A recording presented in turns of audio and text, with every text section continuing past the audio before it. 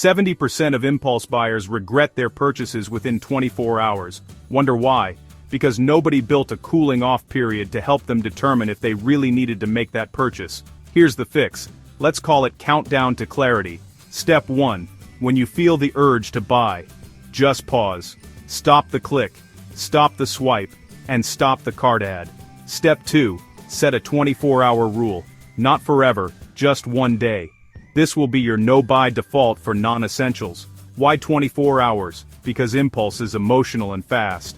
Taking 24 hours allows feelings to fade and thinking to kick in. Use that time to ask 3 quick questions. Question 1. Do I need this? Question 2. Will I use it more than once? Question 3. Can I afford it without guilt? Answer it practically, then make a wish list, phone reminder, or add it to the calendar to revisit.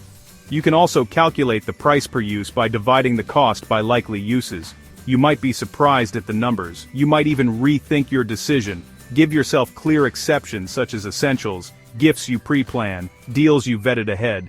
Finish with a micro reward. Each save, move $5 to your freedom fund. Go ahead and try the 24-hour pause today. Your future self will thank you.